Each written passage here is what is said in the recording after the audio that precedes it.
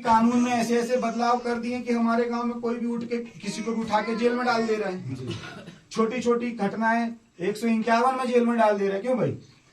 एक 2 महीने 151 में काट रहा है। पुलिस वाले किसी को भी दारू में फंसा दिए, किसी को गांजा में फंसा दिए, किसी कुछ में फंसा दिए।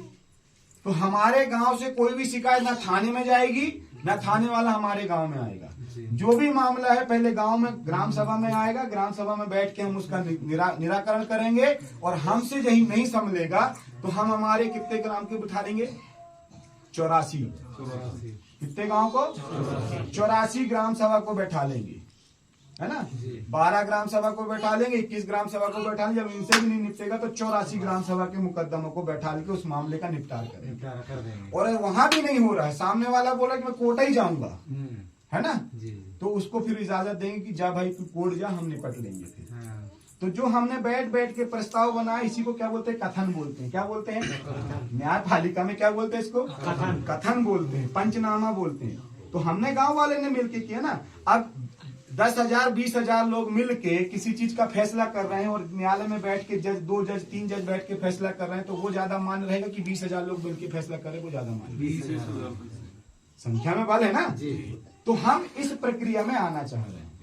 तो हमारे क्षेत्र से यदि कोई रेत निकाल रहा है तो उस पे ग्राम सभा की परमिशन चाहिए। जैसे अभी भोपाल परियोजना में विस्थापन किया जा रहा है, कोयला निकाला जा रहा है, ग्राम सभा से परमिशन नहीं ली जा रही है, अपने मन मर्जी का कर रहा है। तो हम सब लोग मिलके ग्राम सभा बना के प्रस्ताव पास करेंगे कि शासन के द्वारा जो योजना बनाई जा रही है, इस योजना का जो निरीक्षण कर रहे हैं, उनके खिलाफ में ग्राम सभा FIR दर्ज करती है कि उन्होंने बगैर ग्राम सभा की परमिशन के और विस्थापन अधिनियम 2013 धारा 4 को जो है उल्लंघन किया है। इसीलिए ग्राम सभा के सारे ग्रामवासी मिलके फला अधिकारी के ऊपर में फला FIR करते हैं 420 की।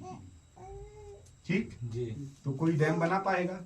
नहीं। हमको हमारी जमीन से कोई भगा पाएगा? नहीं। यदि हमारे क्षेत्र में पटवारी आके गलत कर रहा है तो ग्राम सभा में बैठ जाओ, वहां का फैसला कर दो, पटवारी को बुलाओ, तहसीलदार को बुलाओ कि आप यहाँ पे बैठो। गांव की समस्या गांव पे निपटारा करेंगे अपन। हमारे पास में समय नहीं है भाई, हम खेती कर रहे हैं, खेती करके हम लोगों को पालन पोषण कर रहे हैं, तो हम अपना खेती देखें कि तुम्हारे कोर्ट कचहरी के चक्कर काटे। तो ये फैसला कहाँ होगा? ग्राम सभा में होगा। क्या ये बनाने के लिए तैयार हो आप? सब लोग, है ना। सब अपने अपने अलग अलग गांव से आए, गांव के नाम भी डाल देना सब, ठीक है। जिस गांव से आए उस गांव में तुम आओ, बैठो, 5 गांव के लोगों को बैठा लो, मैं आऊंगा, है ना, और हमारी पूरी टीम आएगी, आपको सब चीज बताएगी, प्रस्ताव बनाएगी, उसका सशक्तिकरण करेंगे। और एक पत्र जो है ग्राम सभा किस नाम से बनी गई है, उस ग्राम सभा का हम कहाँ भेजेंगे? राष्ट्रपति को एक लेटर भेजेंगे, एक राज्यपाल को भेजेंगे, एक कलेक्टर को भेजेंगे। वो हमारी ऑथेंटिक ग्राम सभा होगी। ठीक है। पंचायत की ग्राम सभा नहीं, पंचायत अलग है। पंचायत भी हमारी ग्राम सभा के अधीन है, सरपंच साहब से पूछ लो। वहां पे भी मुकद्दमी व्यवस्था है। मुकद्दम मतलब गांव का राज्यपाल। कौन? मुकद्दम मतलब गांव का राज्यपाल, गांव का प्रथम व्यक्ति। मुकद्दम के सहयोग के लिए सरपंच चुना जाता है, जिसको ग्राम प्रधान बोलते हैं। ठीक है। जिस तरह से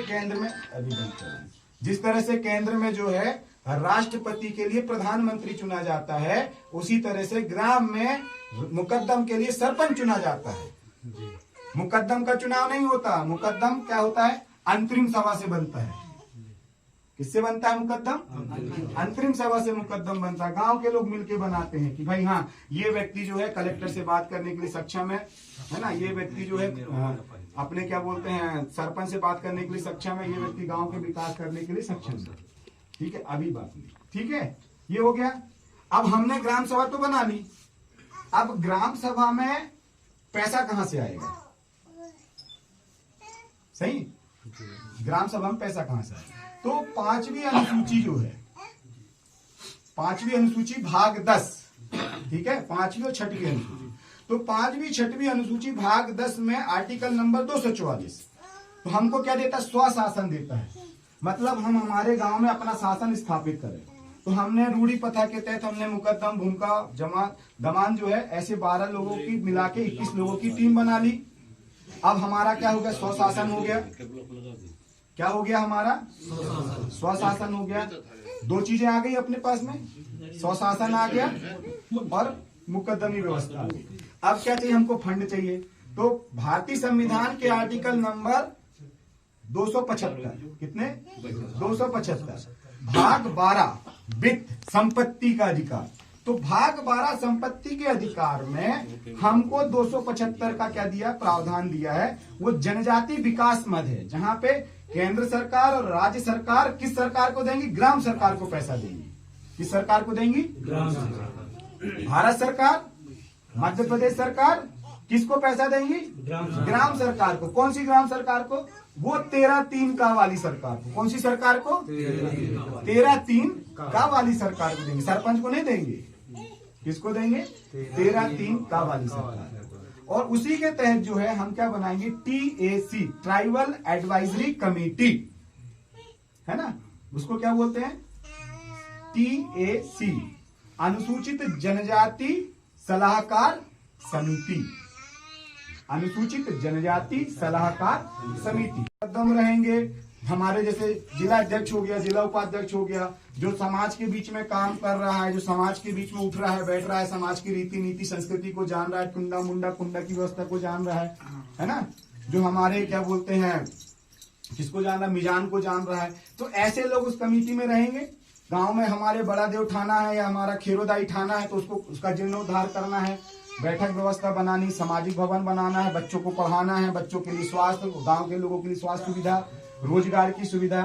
तो वो कहां से मिलेगा फंड? उसके लिए बजट तैयार होता है 275 के तहत, और उस बजट की राशि को कहीं और खर्चा नहीं किया जा सकता। क्यों सरपंच साहब? 275 की राशि को ना तो आप दूसरे धार्मिक स्थलों में खर्चा कर सकते हो, ना तो उस राशि को जो है दूसरे जगह रोड बनाने में खर्चा कर सकते हो, कहीं नहीं। वो जनजाति क्षेत्र में ही खर्चा होगी। किस पे खर्चा होगी? जनजाति क्षेत्र में खर्चा होगी। तो आपके पास में शासन भी है, कानून भी है और पैसा भी है, लेकिन जानकारी नहीं है ना? तो हम जब गांव गांव में इन बातों को रखेंगे, है ना, अपने मौलिक अधिकारों की बात को हम रखेंगे, ठीक है, तो हमको बेबाक बात रखने के लिए आर्टिकल नंबर 19 है। हमको कलेक्टर से, एसपी से, विधायक से, सांसद से, मंत्री से, इवन न्यायाधीश से भी बेबाक प्रश्न पूछने का अधिकार है। क्या है? प्रश्न पूछने का अधिकार है। शांतिपूर्ण आंदोलन करने का अधिकार हमको कौन देता है? भारतीय संविधान का आर्टिकल नंबर 19 है ना? तो 19 में 1, 2, 3, 4, 5 ऐसे वो दिए हैं। दूसरा चीज कि भारतीय संविधान में हमारे बच्चों के लिए शिक्षा आर्टिकल नंबर 21 में दिया है ना?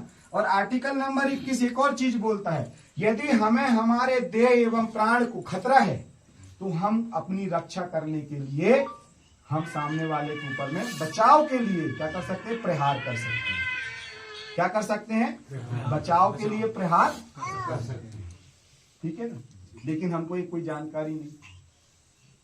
तो ये सारी जानकारी हमको हमारी मातृशक्तियों को भी देना है, पितृशक्तियों को भी देना है ना?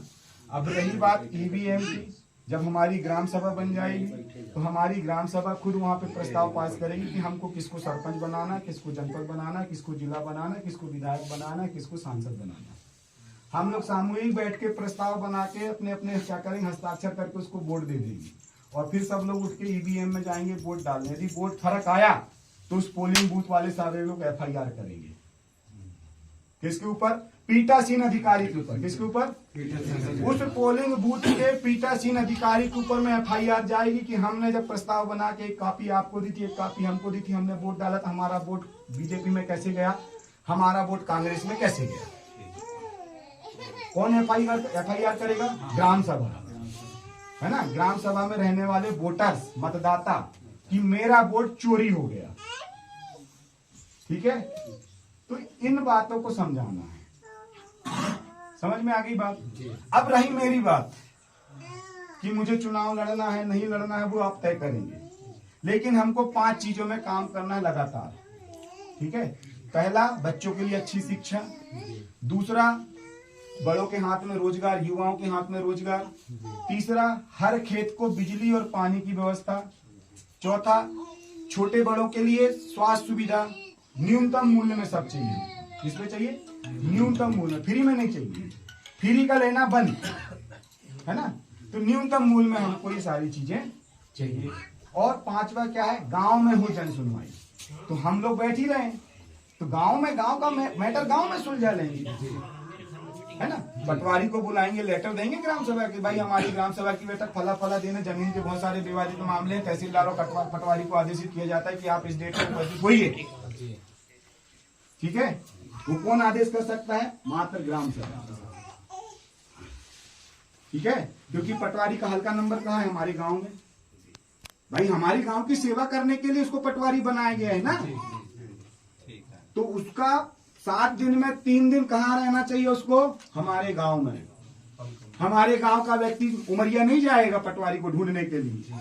हमारे गांव का व्यक्ति वहां नहीं जाएगा, क्या बोलते हैं, कहा, करकेली नहीं जाएगा, तहसील नहीं जाएगा, पटवारी आएगा हल्का नंबर में, बैठ इधर और हमारे गांव के लोगों की समस्या को सुन।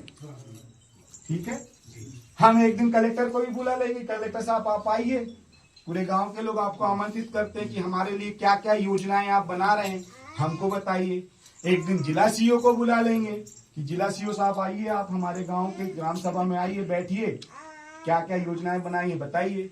तो ऐसे हम जब इन सबको बुलाएंगे तो हम लोग 5 ग्राम सभा के लोग बैठेंगे या 12 ग्राम सभा के लोग, 5, 3, 5, 7, 12, 3, 5, 7, 12, ये 12 ग्राम सभा के लोग बैठ के कलेक्टर को बुला लो, सीओ को साहब को बुला लो और हमारे जैसे सामाजिक लोगों को बुला लो, तो हम वहां पे बैठ के हर समस्या का समाधान कर सकते हैं।